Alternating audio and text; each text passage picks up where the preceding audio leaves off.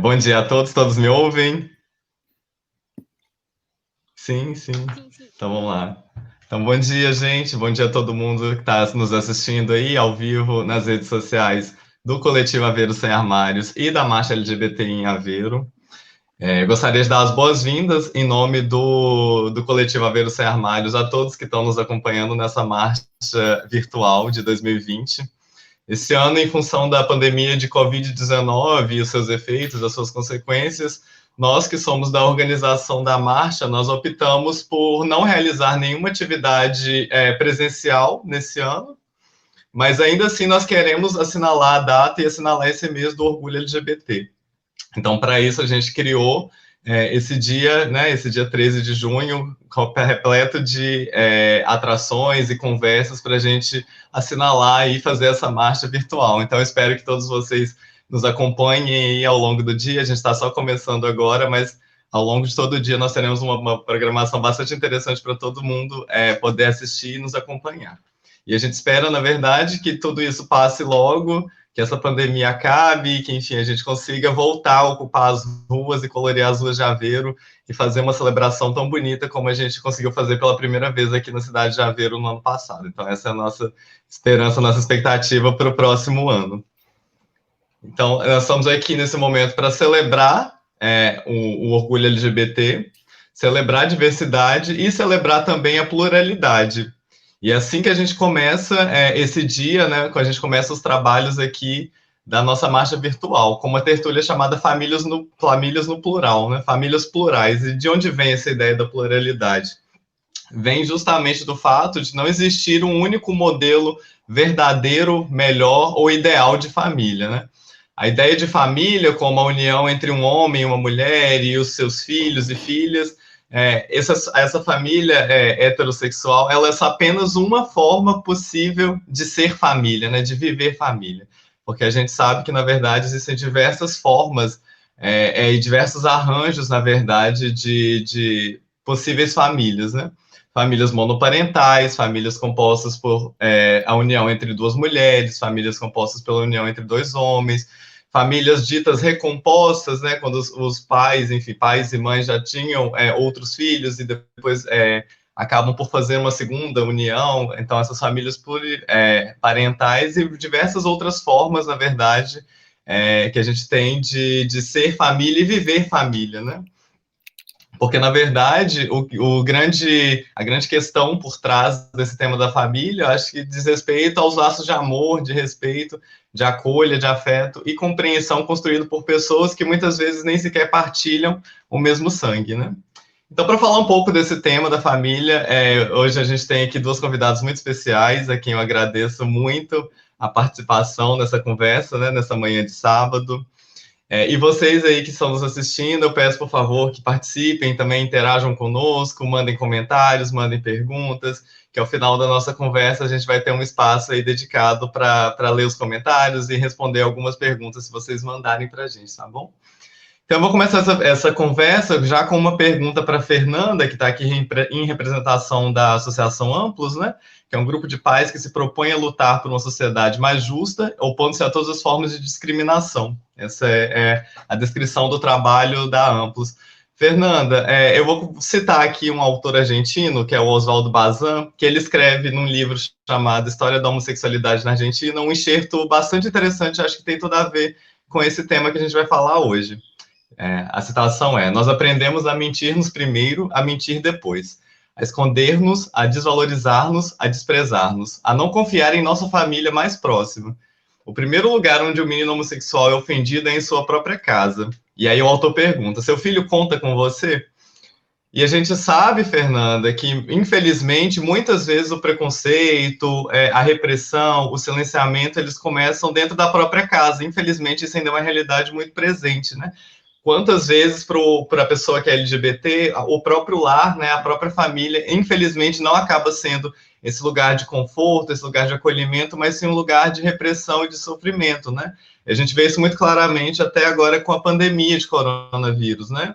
Esse estudo que a Faculdade de Psicologia e Ciências da Educação da Universidade do Porto divulgou agora no mês passado, em maio, demonstrando que a maior parte das pessoas LGBTQI mais queridas, elas estavam extremamente desconfortáveis, né, no seio da família durante esse processo de confinamento. E a gente sabe também que muitos pais, e, enfim, pais, mães e demais familiares não sabem muitas vezes lidar com a sexualidade ou a identidade de gênero dos seus filhos, enfim, né, dos seus entes. E principalmente nesse processo de coming out, né, que é nesse momento em que o jovem, enfim, a pessoa ela está, enfim, revelando, tornando pública, digamos, entre aspas, a sua orientação sexual, a sua identidade de gênero. Eu queria te perguntar, Fernando, o que você aconselha para esses pais, né? Como é que eles podem lidar com isso, e apoiar os seus filhos nesse momento, que é um momento tão importante, né, na vida, todo mundo que é LGBT e já passou por esse momento sabe da dificuldade e da importância que esse momento tem para a gente.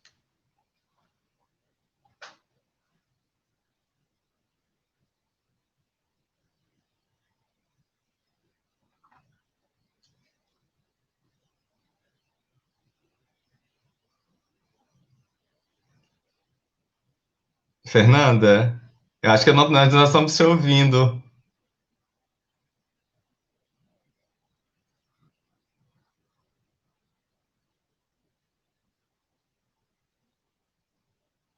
Ainda não estamos ouvindo ainda.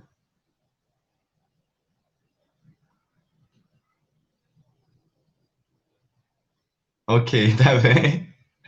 Gente, é isso, né? Transmissão indireta é isso, a gente está sempre sujeito a imprevistos, enfim, mas daqui a pouco então a gente consegue resolver. Enquanto isso, né, eu vou guardar a pergunta que eu fiz para a Fernanda e vou perguntar para a Mafalda, né? Ainda falando sobre esse processo de coming out, pelo qual você passou também, né? A gente conversou um pouco antes da realização aqui desse evento. Eu queria saber para você como é que foi esse processo, e principalmente em relação à família. E que conselhos você dá para uma pessoa, né, que de repente está assistindo a gente agora, nesse momento, ainda não se assumiu para sua família, que conselho você daria para essa pessoa, né, já tendo vivido isso e passado por essa experiência? Sim, conseguem ouvir-me?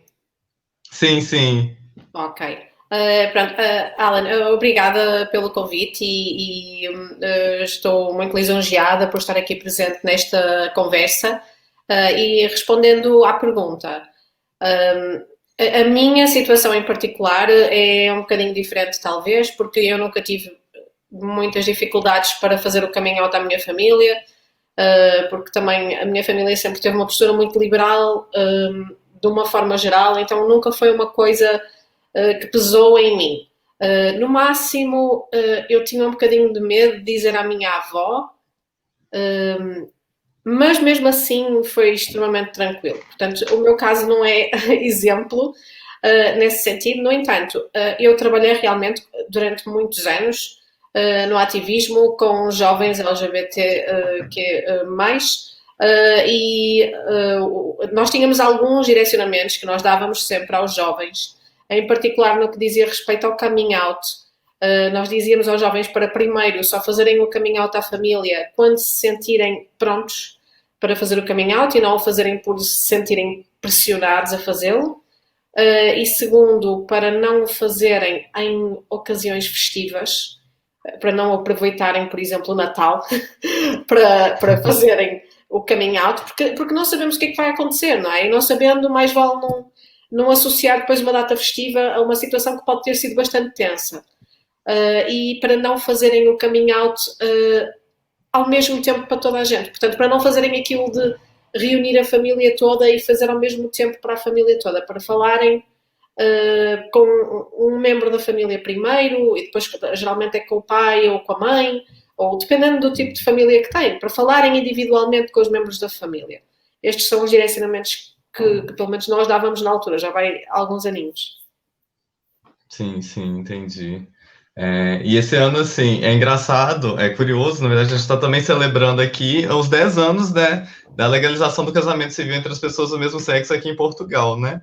Eu vi um dado hoje no Jornal de Notícias que já foram celebrados mais de 4.400 casamentos entre pessoas do mesmo sexo de 2010, né, do dia 5 de junho, que foi quando a lei ela entrou em vigor, até hoje, né?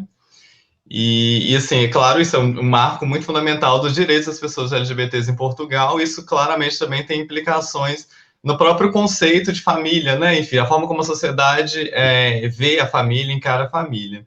E além de outras diversas avanços no nível legislativo que a gente observa aqui em Portugal, né? Por exemplo, o alargamento da lei que regulamenta a procriação medicamente assistida, enfim, né? E a gente tem uma série aí nos últimos anos de medidas em Portugal, especificamente, que se referem justamente as famílias, né, formadas por duas mulheres, por dois homens.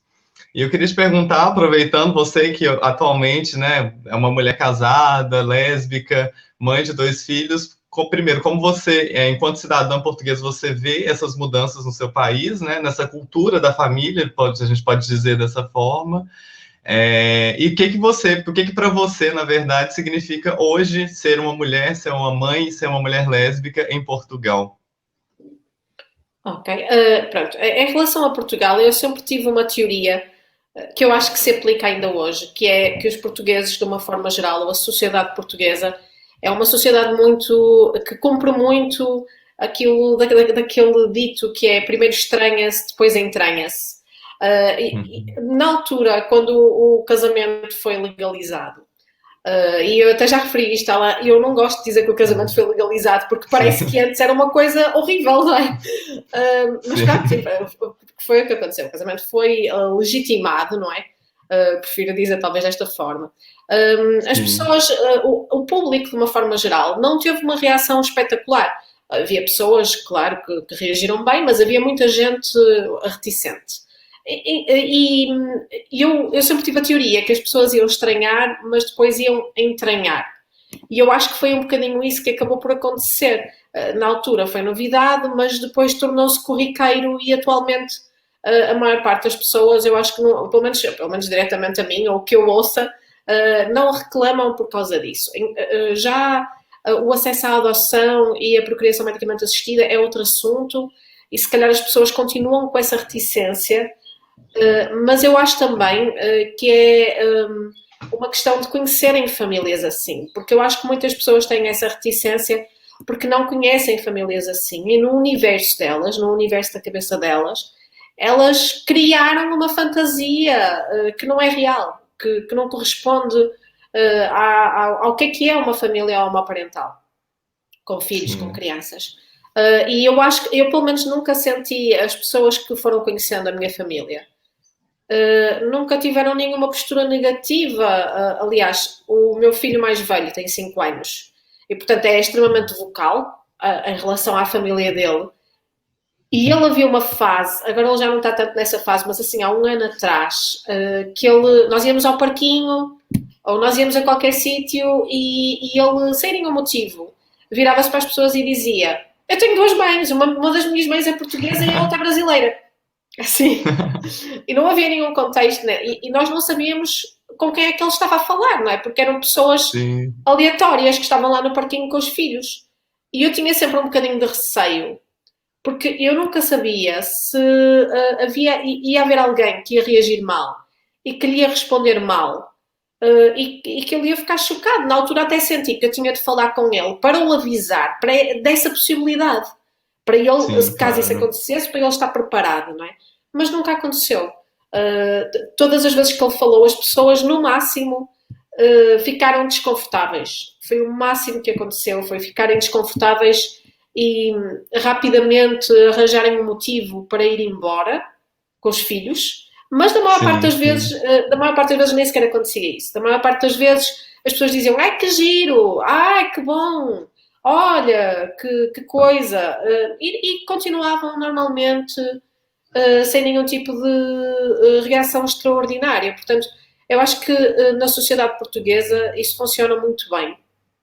As pessoas vão vendo, vão tendo contacto e vão interiorizando que aquela realidade é uma realidade e se é uma realidade elas têm de saber lidar com essa realidade. Em particular quando vem depois de crianças, porque as pessoas em Portugal de uma forma geral gostam muito de crianças e quando ouvem estas coisas de crianças dificilmente vão reagir mal. E em relação à segunda parte da questão, o que é para mim em Portugal ser mulher, lésbica e mãe? É uma pergunta um bocadinho mais complexa, não é? Sim. Para mim, eu pegaria na parte do ser mulher. Eu acho que a sim, parte mais delicada é a parte do ser mulher, porque eu acho que existe em Portugal ainda uma visão muito sexista da sociedade. E embora as mulheres portuguesas assumam um papel muito ativo na família, no sentido de a maior parte das mulheres portuguesas trabalharem fora de casa, mesmo a nível percentual, eu penso que Portugal será dos países da União Europeia com maior taxa de mulheres a trabalharem fora de casa.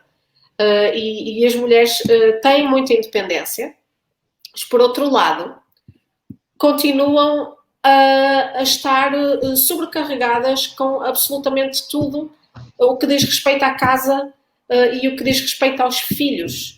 E claro que sim, no meu caso em particular isso não se aplica porque somos duas mulheres, então estamos as duas sobrecarregadas.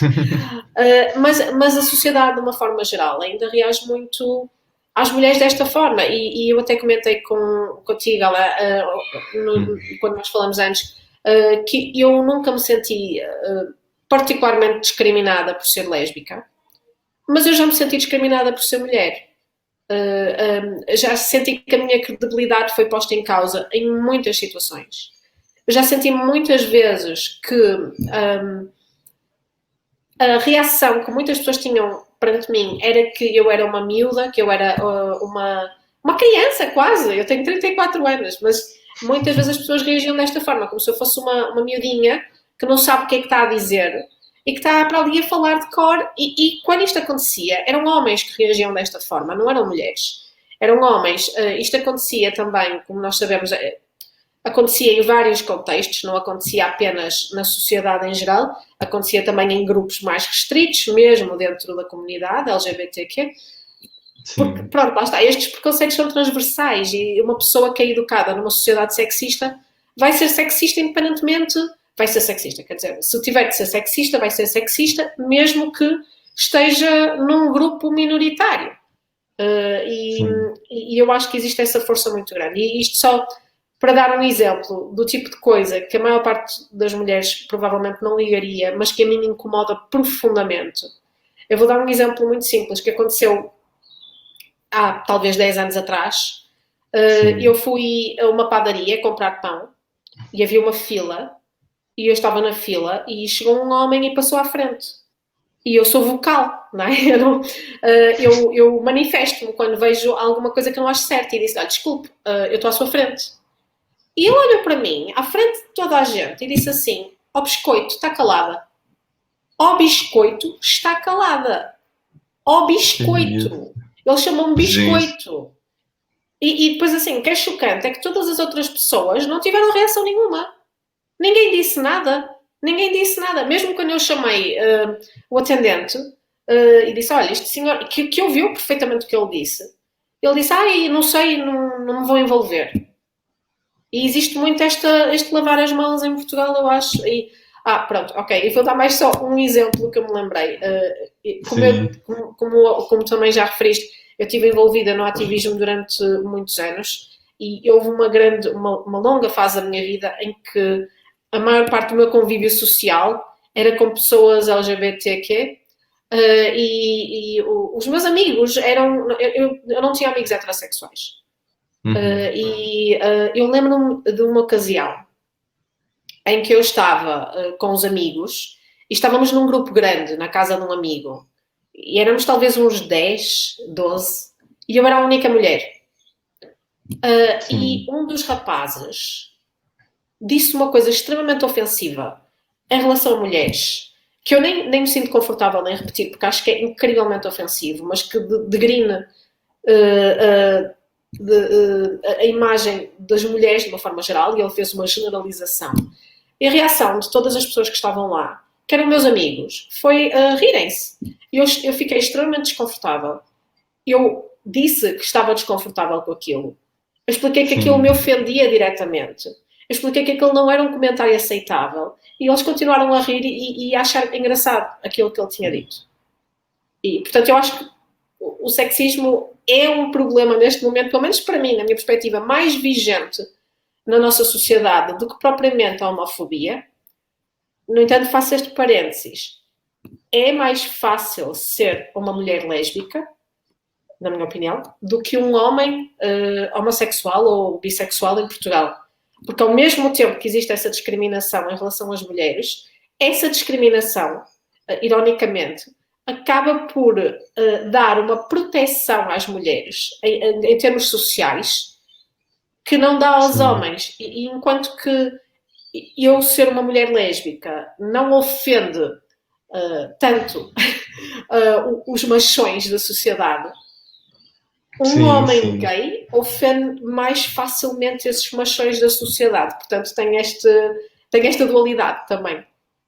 Sim, eu acho que tem muito a ver com a heteronormatividade e esse modelo de masculinidade hegemônica, né, de achar Sim, que só existe uma forma de se viver a masculinidade. Então, talvez sim, nesse sentido, talvez sim, faz muito sentido, né, o que você está dizendo. E é muito interessante entender essas diferenças mesmo dentro do movimento, né? Assim, a experiência de uma mulher, seja uma mulher hétero, uma mulher lésbica, é completamente diferente de um homem. Assim, há certas nuances dentro do movimento LGBT que a gente também precisa sempre estar atento e capturando, né? Essas sim. diferenças dentro do próprio movimento, claro. Sim, Ala, e até se vocês quiserem fazer o exercício de pegar nas associações, nas principais associações LGBT que existem atualmente, ou mesmo coletivos, vão verificar que na direção das principais associações, embora haja mulheres, existe uma maioria Sim, masculina em quase todas elas. O que só por si também reproduz esse sistema social, não é? Que é também aquilo que acontece a sim, nível sim. mais alargado na sociedade portuguesa, não é? Sim, sim, claro. Foi até bom você ter tocado nesse ponto. A gente agora de tarde vai ter, inclusive, também uma conversa sobre mulheres, né?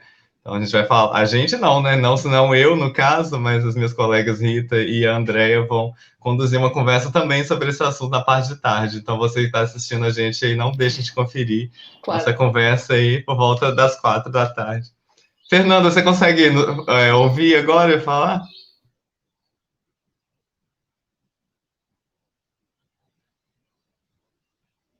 Alô?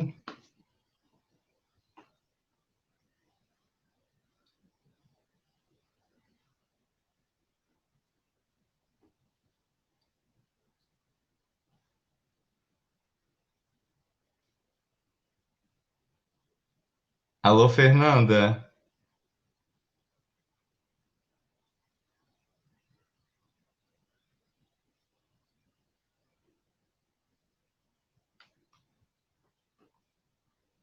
Gente, só um segundo aqui, a gente só vai ver se a gente consegue resolver o que está acontecendo aqui para a gente conseguir falar com a Fernanda, né? Tem muita coisa para falar com a Fernanda, que representa a Amplos, e então, assim, um trabalho muito importante que a Amplos desenvolve, né? Ver se a gente consegue resolver o problema técnico aqui, mas faz parte, eventos ao vivo tem dessas coisas.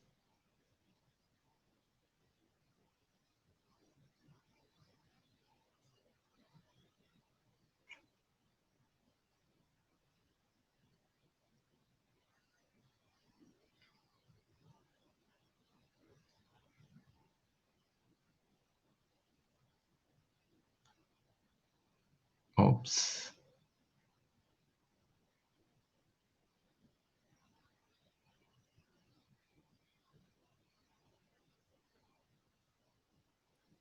Pois, eu acredito que neste caso Ah, específico o problema não seja da nossa parte, seja uma questão da definição aqui que estará ligada ao microfone.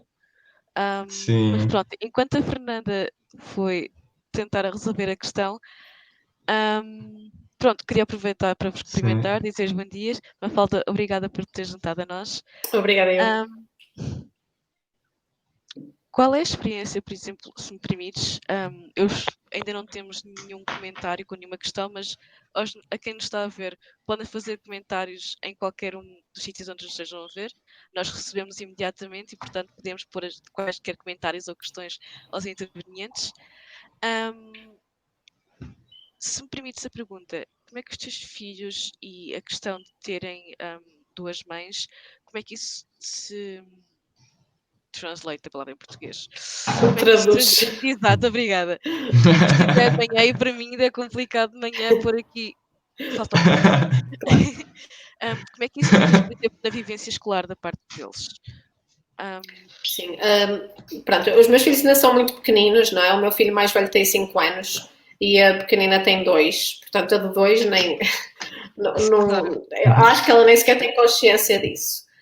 O mais velho, a recepção, as instituições de uma forma geral em que ele andou, que foram algumas, sempre tiveram uma atitude positiva.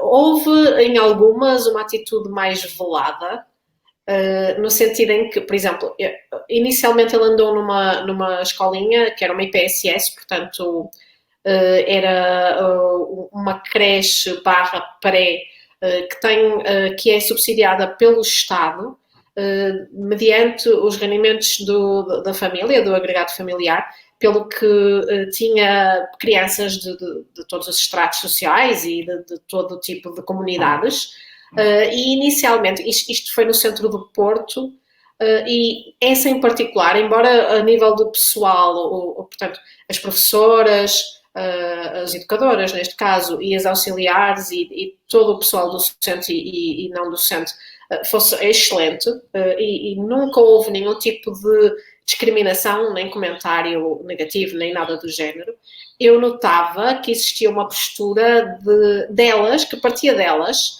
de uma espécie de secretismo, que elas achavam que estavam a fazer bem, elas achavam que era uma coisa que talvez nós quiséssemos. Sim, do género.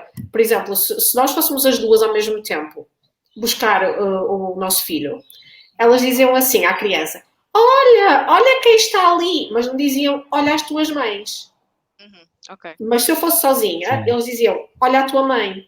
Ou se tivesse lá um casal com homem e mulher, eles diziam olha os teus pais, para a criança. Mas se fôssemos as duas, elas diziam olha quem está ali. Portanto, isto nunca era, quando estavam mais pais, elas nunca falavam disto abertamente. E eu acho que elas achavam que estavam a fazer isso pelo nosso bem. E houve uma situação em que eu perguntei se elas se importavam se eu levasse um livro de diferentes famílias para elas trabalharem esse livro com as crianças na sala. E aí ela, muito educadamente, disse-me: eu não sei se será a melhor ideia, é uma coisa que nós temos de pensar, porque poderá haver famílias ou pais que não gostem muito de ver esse tema abordado. E eu disse ok na altura, mas depois fui pensar para casa e estava a pensar, esse tema eu não quero falar, tipo, o tema não é sexual, eu quero falar só da família que o meu filho tem. Isto era o que eu estava a pensar depois. Mas nesta altura o nosso filho ainda não falava muito, portanto ainda não era tão vocal. Entretanto, quando ele começou a falar mais também, nós mudamos de cidade e viemos para Rio Tinto, e ele mudou de escolinha, foi também para uma outra IPSS, e a reação já era completamente diferente. Tanto é que quando nós o inscrevemos lá, passado pouquíssimo tempo, elas colocaram, a creche onde eles andam, a escolinha onde eles andam, tem vários polos diferentes. Portanto, tem vários, é espalhado é uma espécie de vários edifícios, porque como é uma IPSS, é também numa comunidade, como é que se diz? Eu não sei explicar. Mas basicamente aquilo tem, tipo, vários prédios e o resto do chão de cada prédio tem um dos polos das creches. Então as salas são em diferentes prédios. E eles colocaram em quase todos esses prédios, ou pelo menos aqueles a que eu tenho acesso, um cartaz da ILGA a falar das diferentes famílias e colocaram logo em todo lado. E nós tivemos várias pessoas a abordarem-nos, das auxiliares acima de tudo, a dizerem que algumas foram mesmo honestas e disseram: olha, eu nunca conheci uma família como a vossa, mas até mudei de opinião em relação à ideia que eu tinha, porque vocês realmente são fantásticas com os vossos filhos e eu nunca pensei que fosse assim. E estou mesmo, mudei mesmo de opinião em relação àquilo que uma família como a vossa representa. E houve outras pessoas que não tiveram comentário nenhum, portanto sempre aceitaram muito bem e nunca houve sequer esse choque. E o nosso filho, claro, fala disto a toda a gente. Então, houve uma fase na salinha dele que é impossível que nenhum miúdo soubesse, porque ele dizia isto, e ele começava as coisas assim, por exemplo, ia lá uma estagiária fazer uma atividade, que é uma coisa normal, que acontece em contextos de jardins de infância. E a primeira coisa que ele dizia à estagiária era: olha, eu tenho 2 mães. Isto era a primeira coisa que ele dizia. Portanto, para quem estiver a pensar em ter filhos que não têm o coming out feito, repensem, porque vocês vão ter o vosso coming out feito constantemente. Portanto, não há forma de controlar isto. Aliás, eu não sei se a Débora já falou com o Alan, mas nós, inclusivamente, às vezes, nós pedimos o Uber Eats e vem entregar o Uber Eats e vem o senhor aqui em cima e ele diz: olha, tenho 2 mães, para o entregador do Uber Eats. Portanto, nós não temos controle nenhum sobre isto. É completamente está nas mãos dele. Portanto, temos de estar confortáveis com esta ideia. Extremamente afirmativo, portanto, pondo logo ali os pontos de vez. Exatamente. E depois lá está, porque as pessoas, de uma forma geral, têm uma boa reação e ele acha imensa piada, não é? Então, ser o centro das atenções e ele está à espera que a pessoa diga: uau, que giro! Então, claro, que as pessoas dizem e ele então continua a dizer isto. O que também tira um bocadinho um peso da nossa parte, porque houve uma altura em que ele teve um melhor amigo, era a primeira vez que ele falava deste melhor amigo, ele estava muito entusiasmado porque era o melhor amigo dele e ele nunca tinha tido um melhor amigo. E eu e a Débora falamos muitas vezes: ai meu Deus, nós temos de dizer à mãe do melhor amigo que nós somos um casal, porque ela pode não saber, e se ela reage mal, e se for daquelas pessoas que depois diz ao miúdo para não brincar com o nosso. E nós andávamos neste dilema, e um dia fomos buscar o nosso mais velho, e por acaso a mãe desse menino foi buscá-lo ao mesmo tempo, e o nosso filho resolveu isso por nós, porque virou-se para ela e disse: olha, eu tenho 2 mães, sabias? É esta e outra. Ai. Portanto, isto ficou resolvido na hora, e a reação foi muito positiva, portanto também não houve nenhum problema, mas ficou resolvido na hora por ele. Já houve crianças que lhe disseram: isso não é possível, tu não tens 2 mães porque isso não é possível. Mas ele, na verdade, só ficava irritado com aquilo, porque ele não tinha a noção de porque é que a criança estava a dizer que não era possível. Ele só achava que a criança estava a mentir, não é? Porque como é que não é possível? Eu tenho 2 mães. É um fato na vida dele, né? Não é uma... Exatamente. E nós brincamos um bocadinho. A pequenina tem 2 anos e fala muito pouco. Ela tem muito poucas palavras. E às vezes os miúdos, quando estão a desenvolver a linguagem, fazem sons que muitas vezes as pessoas associam a palavras, mas não são mesmo palavras, são só sons que as crianças fazem. Então, às vezes a menina dizia papá, papai, ia dizer assim umas coisas e eu dizia ao nosso filho mais velho: olha a tua irmã a dizer papá, papai. E ele dizia assim: nós não temos pai, nós temos 2 mães, tu não podes dizer papá, papai, que nenhuma delas é papá, papai. Explicava-lhe, não é? Sim. Mas, de uma forma geral, assim, eu nunca senti, em particular com as crianças, algum tipo de diferença. Mesmo, por exemplo, às vezes acontece o meu filho dizer isto a senhoras muito velhinhas na rua, e as pessoas não reagem mal, em particular porque vem numa criança e elas não têm coragem de reagir mal. E a única situação que nós tivemos assim complicada, que eu também falei com a Alain, foi quando a nossa filha era muito pequenina, ela tinha 5 meses e foi internada no Hospital São João com uma bronquiolite, e como ela era muito pequenina foi internada, porque pronto, não arriscam nestas idades, internam mesmo. E eu fiquei lá com ela e a Débora ficou com o menino em casa, e às tantas nós quisemos trocar, que era para eu ir descansar um bocado para casa e a Débora ficar lá com a menina. E eu expliquei logo, no dia do internamento, expliquei às enfermeiras que nós éramos um casal de 2 mulheres, e eu expliquei isto porque elas pedem logo no início para eu dizer quem é o outro acompanhante, porque geralmente as crianças têm direito a 2 acompanhantes, porque já se sabe que os acompanhantes vão revezar, não é? Então eu expliquei: eu sou casada com uma mulher, portanto o outro acompanhante é outra mãe dela. E, portanto, elas preencheram o papel. O meu papel dizia mãe e o papel da Débora dizia mãe, porque nós éramos as 2 mães da criança que estava internada. E nós, para entrar, tínhamos de dar com o papel e mostrar o papel. E então, quando a Débora chegou para me substituir, eu saí um momento, porque eu é que tinha os papéis, eu saí um momento e fui encontrá-la na entrada para lhe dar o papel dela. E ela foi à segurança, que era para mostrar o papel para entrar, para ir para a beira da menina. Isto enquanto a menina estava sozinha, não é? E o segurança reagiu muito mal. O segurança disse que não aceitava aquele papel, pegou no papel que inclusivamente não era dele, não é? Que era da Débora, pegou no papel e foi exigir que tirassem uma fotocópia ao papel, para ele ter uma cópia do papel, e começou a dizer que isso não é possível, porque as crianças não têm 2 mães, e que, portanto, aquilo não era possível e que ele não deixava entrar. E nós estávamos naquela situação, e ele estava a falar muito alto, ele estava a expor esta situação ali na entrada da pediatria do São João, que as pessoas todas a olharem, foi vexatória, não é? Porque é a nossa intimidade a ser violada, num momento de fragilidade, não é? Porque a menina estava internada e nós estávamos preocupadas, e ainda por cima isto tudo estava a atrasar, quer dizer, a menina estava lá sozinha enquanto ele estava a ter este ataque de homofobia. A minha filha que estava lá sozinha, não é? Doente, sozinha. E eu, na altura, quis lá saber do que ele estava a dizer. Eu disse à Débora, olha, ignora-o. E peguei nela e puxei-a e entramos na mesma. Ele que chamasse quem quisesse, porque nós sabíamos os nossos direitos, não é? Mal nós entramos, a Débora foi para a beira da menina e eu fui falar com a enfermeira-chefe e disse que queria fazer uma reclamação da situação que tinha acontecido.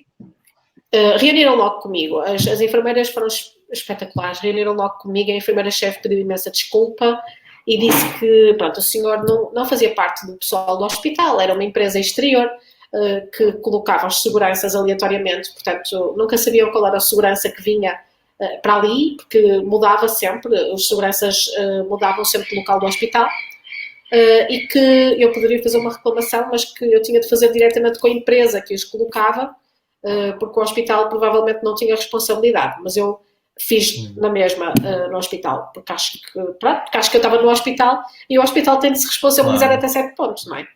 E fiz a reclamação, no livro de reclamações, e disse à enfermeira, na altura, disse, a única coisa que eu lhe peço é que garanta que este segurança não é colocado aqui enquanto nós estivermos com a menina internada aqui, porque eu não quero voltar a vê-lo. Claro. E pronto, e eles garantiram isso, e o segurança não foi colocado lá em mais nenhum momento dos dias que nós estivemos lá, e depois tudo correu perfeitamente bem. Foi a situação mais crítica que nós tivemos a nível de discriminação desde que temos as crianças. Sim, sim. Ô, Mafalda, quando a gente conversou para fazer essa live, uma das coisas que você falou e me chamou muita atenção foi do seu desejo de ser mãe desde sempre, assim, né? Você falou que sempre quis. Eu queria que você falasse um pouco, então, Sim. desse desejo que você sempre teve e de como é agora, né? 5 anos depois, como é viver isso, essa realização desse desejo de uma vida inteira. Sim. Sim, é verdade. Eu sempre tive esse desejo. Aliás, a minha avó materna lembra-se e diz-me até hoje. Claro que nesta altura eu não sabia, mas a maneira como eu lhe dizia isto era... Eu tinha uns 4 anos, 5 anos. Eu sempre quis ter filhos, portanto eu falava disso frequentemente. E eu achava... Portanto, eu tinha 4 anos, 5 anos. Eu achava que para ter filhos eu tinha de casar. Com um homem, não é? Porque não havia essa outra possibilidade. Então eu dizia à minha avó, olha, eu já sei o que é que eu vou fazer. Eu vou casar, eu vou engravidar de gêmeos, porque eu quero ter mais do que um filho, e vão ser 2 meninas, que eu queria meninas. E quando eu souber que eu estou grávida, eu vou me divorciar do meu marido, porque eu quero criar as minhas filhas sozinha. Eu dizia isto. Então, pronto, eu com 5 anos não sonhava em casar, eu sonhava em ter filhos. E eu não queria nenhum homem envolvido na educação dos meus filhos. Isso eu sabia desde muito cedo, tanto é que a minha avó fala disso agora e diz que eu já devia saber, não é? Porque para eu ter este discurso eu já devia saber.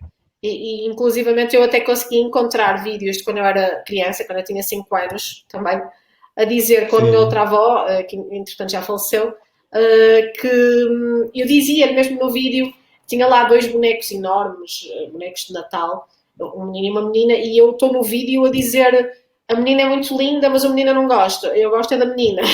Portanto, tinha estas coisas todas que elas diziam que estava muito presente na minha infância, mas que eu não tinha recordação nenhuma. Até porque, atenção, eu sempre fui uma menina muito girly girl. Eu sempre fui muito de vestidinhos e folhinhos e bonecas. Portanto, eu não entrava naquele estereótipo que as pessoas têm das meninas que eventualmente depois se tornam lésbicas, não é? Portanto, eu quebrei completamente tudo isso. Mas o meu discurso era este. Desde muito nova. E, portanto, havia uma coisa que eu sabia perfeitamente desde sempre, era que eu queria ser mãe. Isto para mim era garantidíssimo. Eu sabia que de uma forma ou de outra eu ia ser mãe. Tanto é que a primeira vez que eu fiquei menstruada, ao contrário da maior parte das meninas que chora, eu fiquei super feliz, porque aquilo para mim garantia-me que eu ia poder ser mãe. Sim. A minha inocência, não é? Então eu estava extasiada, porque aquilo provava que eu ia poder ser mãe na minha cabeça. E depois, quando eu percebi a minha orientação sexual, isso nunca me abalou minimamente. Eu sabia perfeitamente que, em último caso, e atenção, estamos a falar há muitos anos atrás, eu assumi-me por volta dos 16, mas estas questões todas começaram a surgir na minha cabeça com 15 anos, portanto, há 19 anos atrás. E eu sabia que, em último caso, se eu tivesse de me envolver com alguém só para engravidar, eu poderia fazê-lo. E eu falo-ia. Porque eu sabia que eu queria ser mãe. Portanto, eu ia sê-lo de qualquer forma. E na altura, pronto, quando eu conheci a Débora, foi quando eu tinha talvez 24 anos, 24, 25, sim, foi em 2011, nós conhecemos-nos na noite, mas depois, durante o dia, pronto, marcamos um encontro, um primeiro encontro assim mais sóbrias. Uma das primeiras coisas que eu lhe disse foi eu quero ser mãe e eu já tenho 25 anos e eu não quero esperar muito mais. E se tu não queres ser mãe, ou se isto é uma coisa que é um deal breaker para ti, não vale a pena continuarmos a encontrar-nos porque eu vou ser mãe muito em breve. Eu vou ser mãe em breve. E a Débora, na altura, pensou, tá bem, ela está a dizer isto, mas não é? Tá zoando. Ela pensou que eu estava a exagerar, pronto, que está bem, daqui a 10 anos pensamos nisto, deve ter sido o que ela pensou, não é? Só que não foi. E ela disse ok. E entretanto, nós ficamos juntas, ora bem, o meu filho nasceu em 2014 e eu engravidei em 2014. Portanto, foi em 2000, portanto nós começamos a namorar em 2011, entretanto, nós casamos em 2013.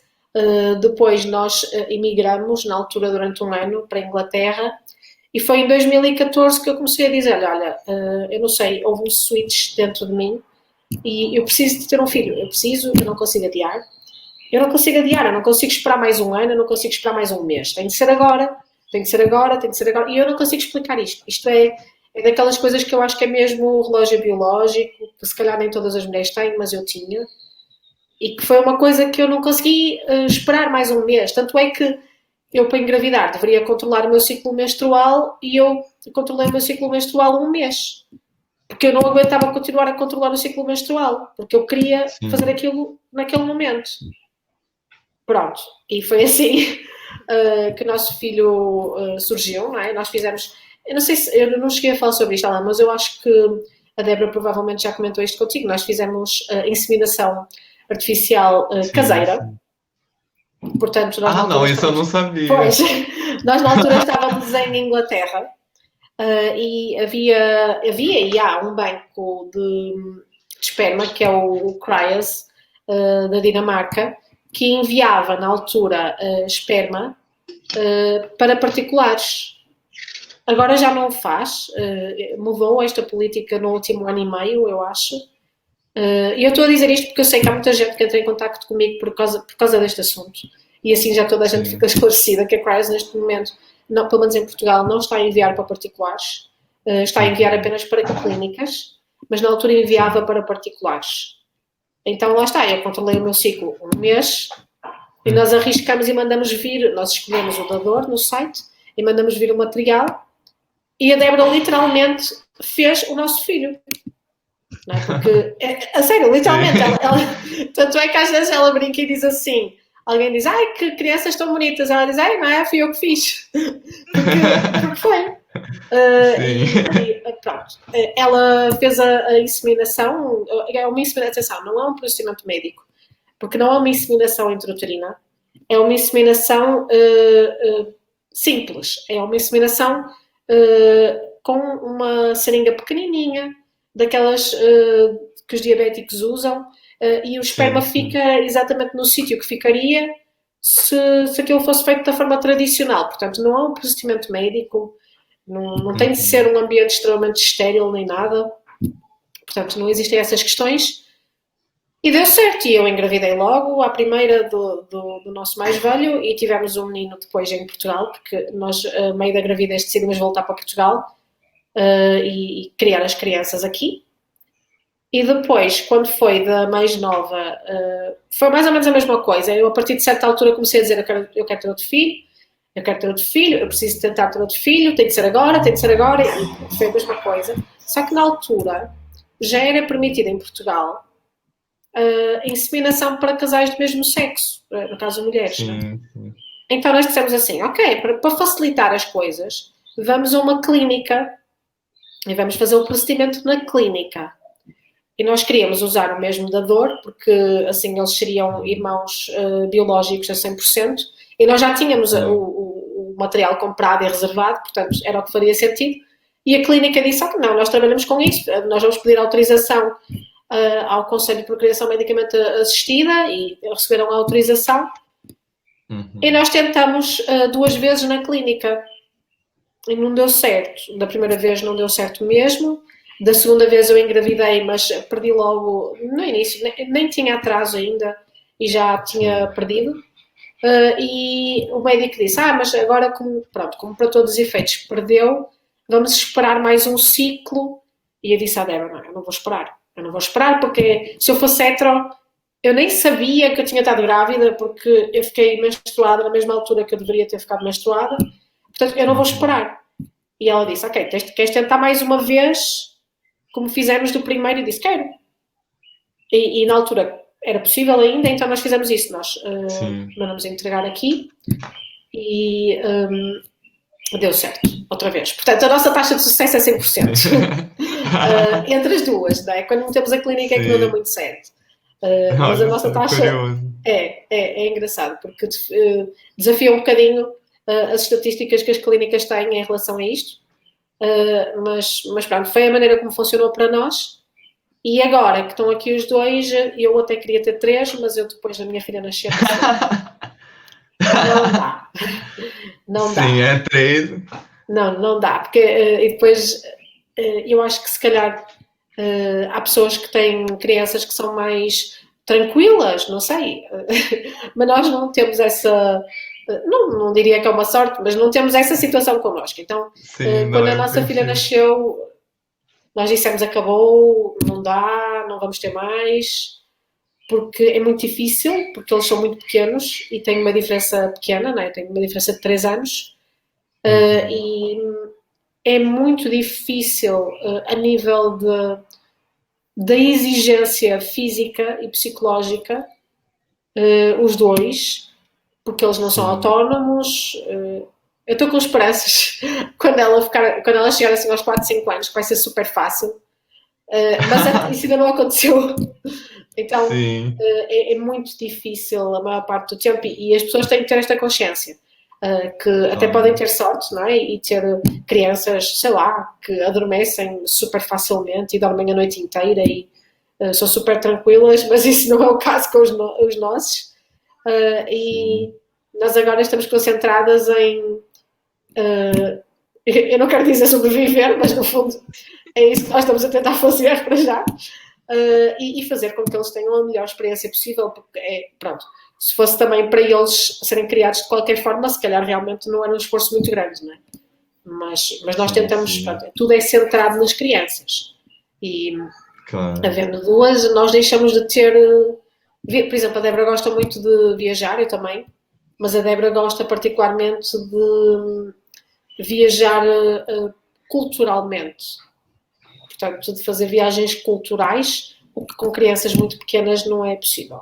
Quer dizer, é possível, mas é frustrante, não é?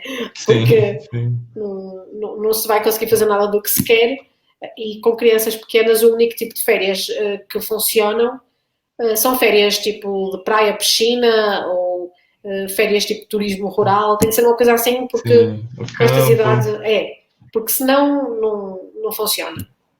Pronto, e tem sido esta a experiência até agora. Sim, mas é muito interessante você falar assim, porque tem esses dois lados, né? Tem, por um lado, a maternidade enquanto uma realização de um desejo. A maternidade, na verdade, é a parentalidade, né? Mães, pais, enfim. Mas também tem, de outro lado, né? essa não romantização da coisa, porque envolve trabalho, envolve esforço. Criar uma criança, educar uma criança é um desafio enorme, assim, né? Eu particularmente não tenho essa experiência, mas eu mais ou menos consigo imaginar como deve ser difícil isso, né? Educar uma criança, duas crianças também. É muito difícil, ela. E é a exigência que nós temos connosco também, porque nós temos uma série de princípios que nós aplicamos com as crianças, porque nós temos uma parentalidade que eu considero uma parentalidade bastante consciente. Sim. Porque nós não... Eu vejo muitas pessoas a educarem os filhos sem pensar.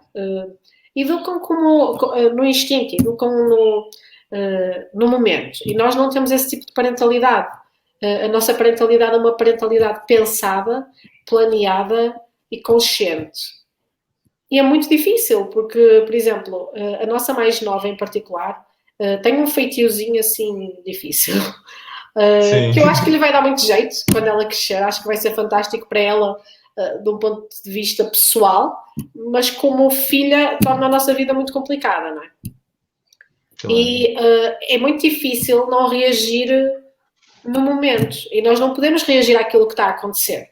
Nós temos de reagir com um plano, não é? Nós temos de ter um plano para ajudar a criança a ultrapassar aquele momento, para ajudar a criança a lidar com os seus próprios sentimentos. E isso implica ter um autocontrole muito grande, o que nem sempre uma pessoa tem. E é muito difícil de manter esse autocontrole o tempo inteiro. Eu nem vou falar destes meses de confinamento, porque eu cheguei a um ponto em que eu disse à Débora, olha, eu arrisco, eu vou sair, eu vou tomar, eu vou arriscar lá com o coronavírus porque eu vou endoidecer. Porque é muito difícil. Quando as crianças estão pequeninas em casa, em particular a mais nova, tão pequenina, é mesmo muito difícil.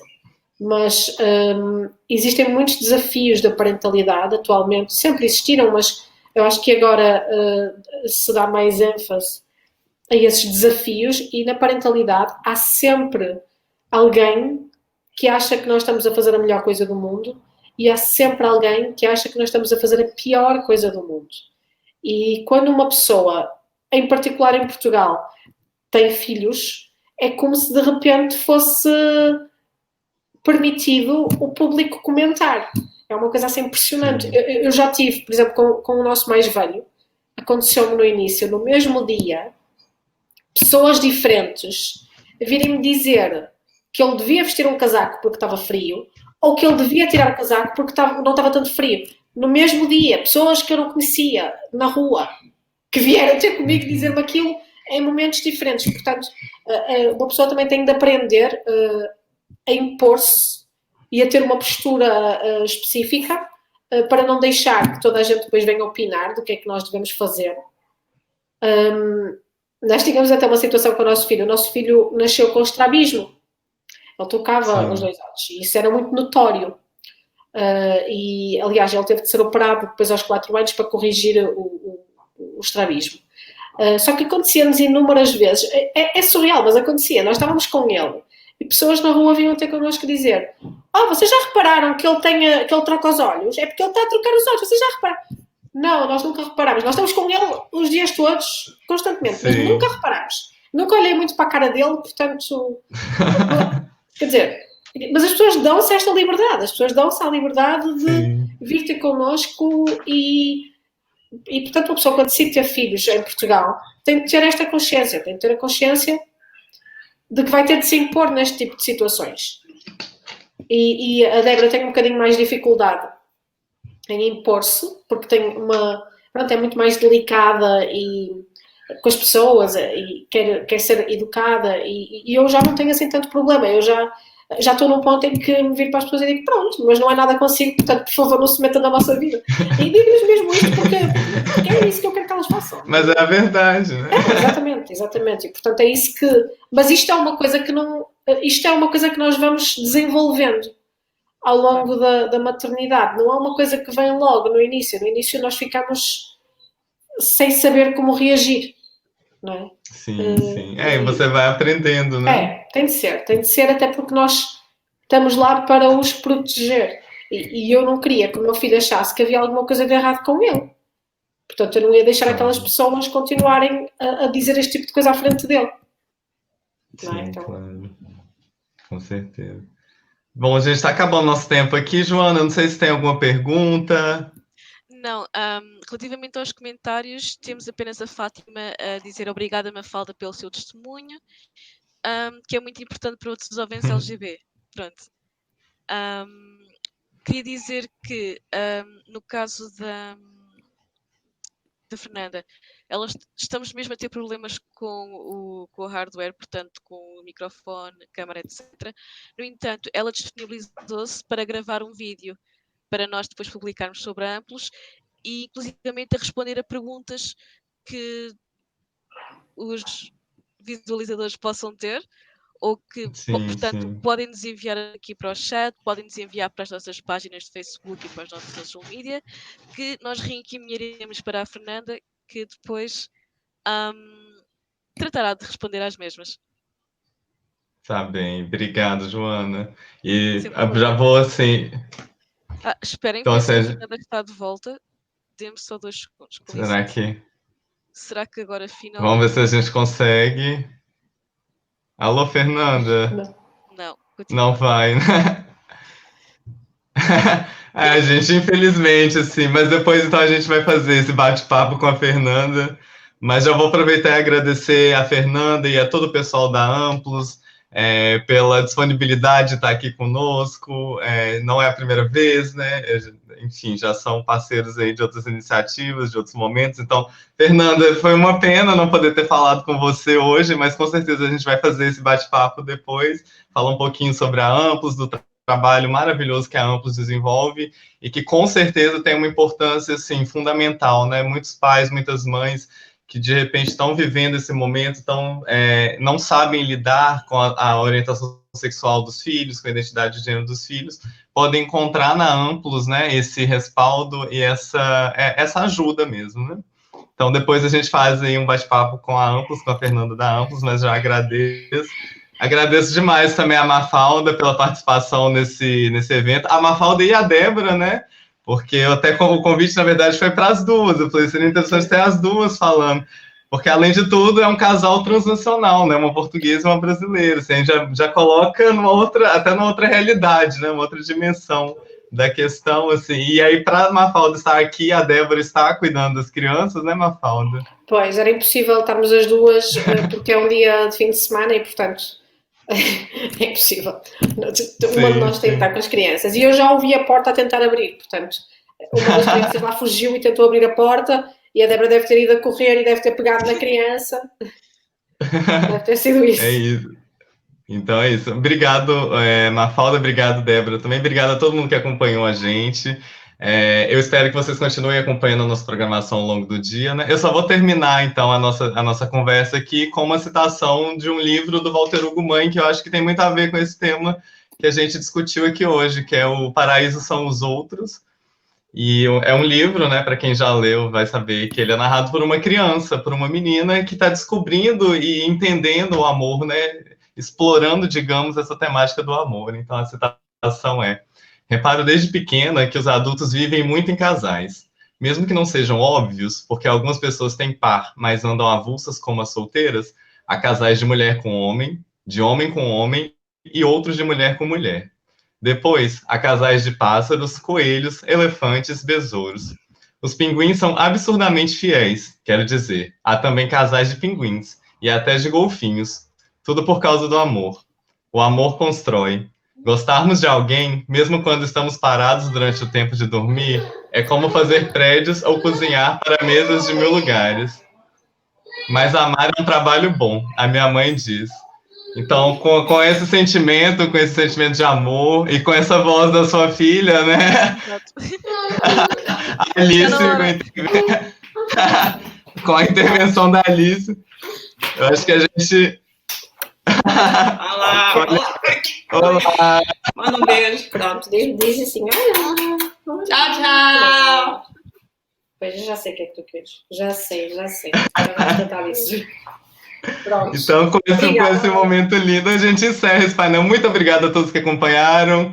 A gente espera que vocês continuem acompanhando aí toda a nossa programação ao longo do dia. Tá bom, Joana? Passo para você aí a condução. Obrigado, gente. Até mais. Boa marcha para todos nós.